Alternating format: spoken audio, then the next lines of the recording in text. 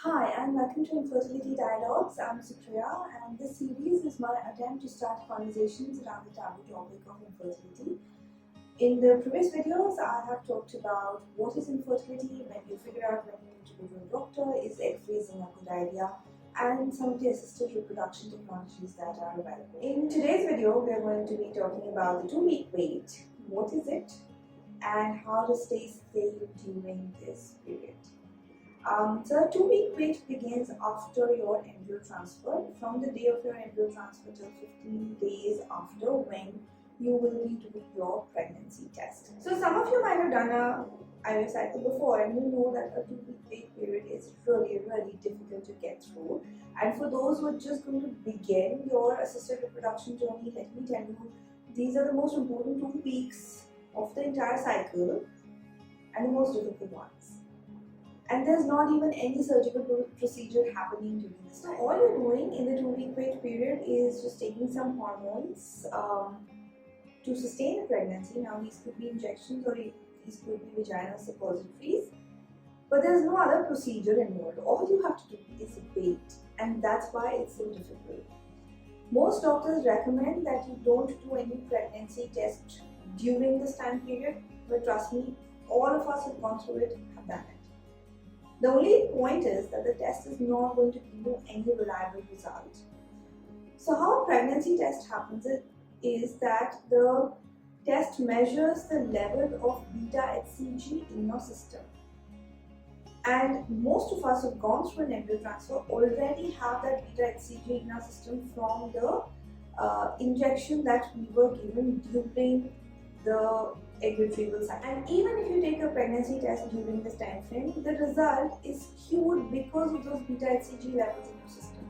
So either it will be a false positive, or if your system has already worked through that hormone, it could be a false negative, because the pregnancy hormone hasn't yet started generating. It only happens after 15 days.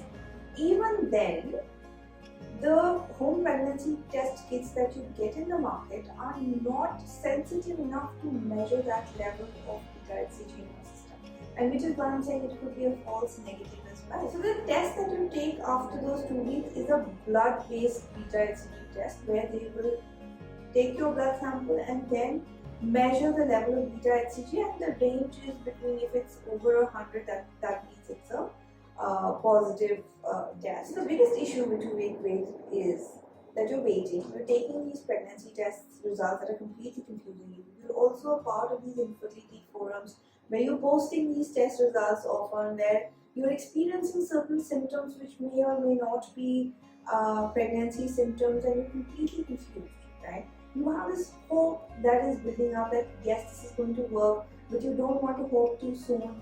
So it's a very confusing and a very stressful time, and that's what makes it very critical, because if you get stressed out, you're harming your chances of conceiving. So while you're doing the 2-week wait, it's very important for you to make sure that you're de-stressed.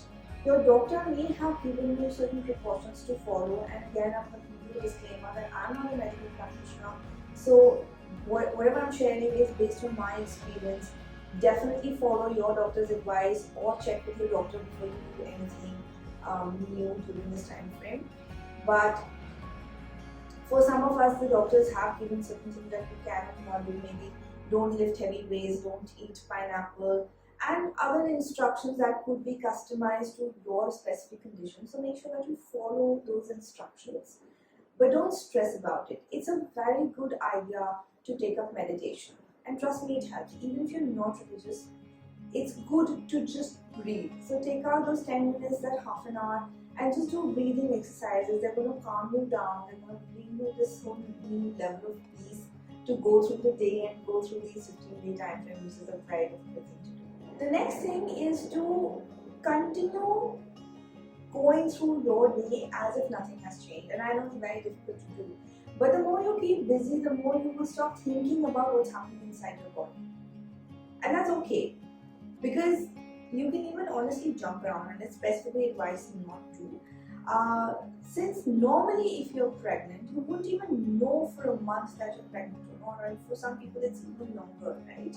So these 15 days are not going to make much of a difference to your normal lifestyle. So stick to that routine as much as possible. If you're working, go to work. If you do, if you're a homemaker, do things that generally keep you occupied at home, and try not to think too much about that I'm pregnant. And one of the things also is to keep yourself occupied, right? Other than work, you also need a hobby.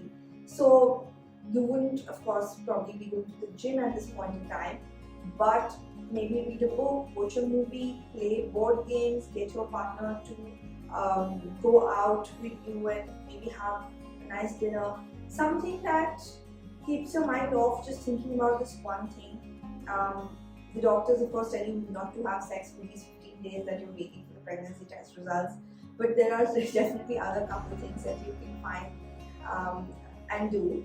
So think along those lines. And another thing, emotional eating or hormonal eating could become an issue during this time frame. One, because you're so pumped up with hormones, two, because you're stressed. So try and focus a little bit more on what you're putting inside your body. Try and eat healthy, try and eat light, and that will also keep you in a more positive mood. The key is not to let the weight overwhelm you. The key is not to let it disrupt your regular lifestyle. The key is not to get overwhelmed by this need to keep testing again and again. I know we can't avoid it. It's just something instinctual that you have to do. And if you want to go ahead test for it, go ahead and do it, right? But don't stress over the results. And I think another important thing is to set your intention. Intentions really make a difference. You may be a believer, you may not be a believer, but thinking about, yes, this is going to work, could actually manifest your reality for you. So after the 2-week wait is over, of course, you're going for your pregnancy test results. Now that is the moment of truth. It could go either way, and just in case it hasn't worked, there are things that you can do to deal with that situation. Also, it could of course be a big blow, but I'm going to talk about that in my next video. Till then, follow the series and let me know how you have dealt with your 2-week wait, or if there are any specific issues you're dealing with when it comes to going through that time period. I'd love to hear it. Leave your comments in the space below. Subscribe to the link and stay safe. Thank you.